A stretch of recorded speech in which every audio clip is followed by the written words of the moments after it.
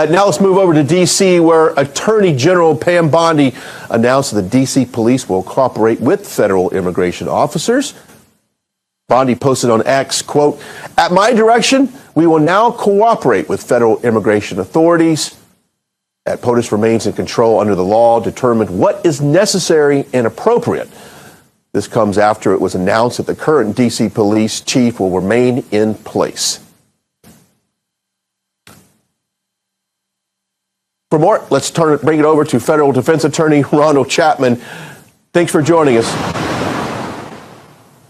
Thank you. Thanks for having me.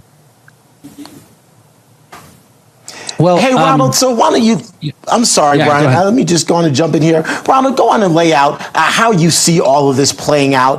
It seems that Washington, D.C. and D.C. officials are reluctantly starting to work with the Trump administration. It might be reluctant, but at least it appears at this moment that there is some cooperation. How do you see all of this ultimately playing out, especially since the timetable at the moment is fairly short? Yeah, let's walk through some of the history here. So we saw that DEA Administrator Terry Cole was appointed as the chief law enforcement officer for D.C. when the quote-unquote federal takeover took place. The reason that that's allowed is that D.C. is much different than any other place in the sense that the president essentially controls the District of Columbia. Now, Donald Trump decided to declare an emergency there, which under the Home Rule statute allows him to take temporary control over the District of Columbia for emergency purposes. Unfortunately, one of the things that does not allow is the replacement of those people in authority positions, including the police chief and including those on the committee that sort of handle DC. So the reversal here comes for a couple of reasons. First, it's because I think that there wasn't really statutory authority to name Terry Cole as the chief law enforcement officer. But second, this sends, after some lawsuits, this sends it creates a bit of bad precedent, which could be used for federal takeover in other districts. Imagine, for instance, that the other party gained power in the office of the presidency, executive power, and decided that they wanted to take over some other city, maybe a city in Texas. Well, they would cite to this case to say that there should be some federal authority for that, and that can happen. And I don't think Donald Trump wants to get into that fight. So there we see Pam Bondi's tweet. She's sort of backing away. And what Home Rule really allows is for federal authorities to cooperate with the DC Police Department, and both will execute the laws faithfully as they're supposed to do. And this is the type of cooperation we want. I think this is the best thing for DC, and it's certainly a good move by Pam Bondi. Hey, we're allowed to reverse course when we feel like we need to change tactics to comply with the statutes and the laws. That's what a good administration does, not really what we got from the prior administration. So I'm happy to see this move.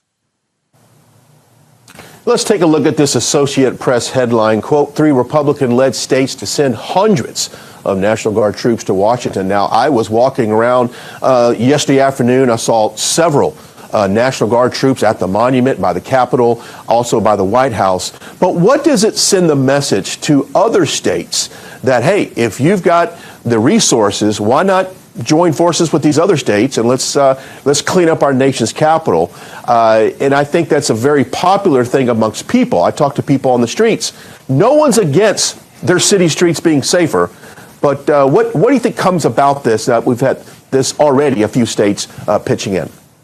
Yeah, I think it's great that states are cooperating, but I think we need to exercise a bit of caution here. I was a Marine Corps officer for some time, and I worked very closely with the National Guard and other authorities on some local projects, border protection and whatnot.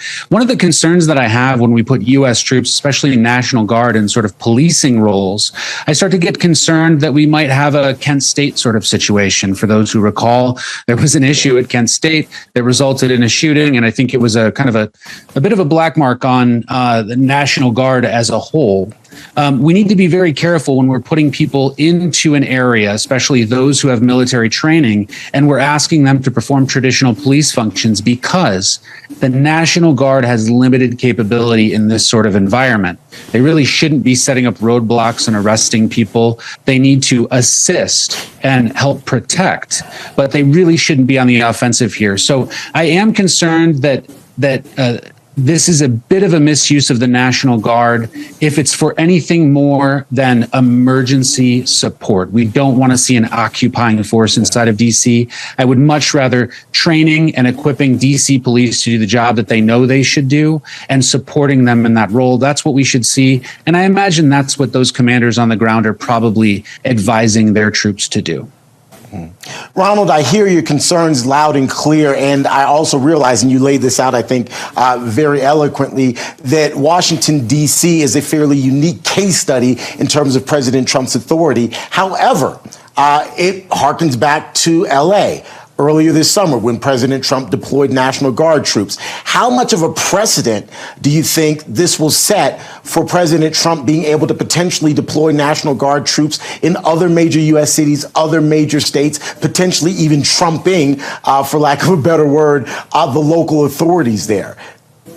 Yeah, so when we have the local authorities just taunting the federal government and saying we're not going to comply with your laws, like we saw in Los Angeles, when we see them make a disaster of their city and a disaster of their state because of the misuse of public resources, and we see that corruption gets in the way of the ability to protect the people in that area, especially those who are working with the federal government, then what needs to happen is that sort of support from the National Guard. That's exactly what the National Guard is created for. So where we see local authorities completely fail to exercise their police power and take care of their people and protect their people, certainly the federal government can and should step in order to make sure that federal law is enforced faithfully. That's what Donald Trump raised his right hand and took the oath of office to say. That's what Pam Bondi swore on as well, and that's what Kash Patel swore on, and these people are exercising their oath. So DC, unique test case. LA, that's a case where they're flaunting federal authorities and trying to evade federal law, and I think the action was absolutely appropriate in that case. Ronald Chapman, we appreciate your time. Good perspective there. Thanks so much for being here with us. Thank you. Thanks, Ronald. Of course.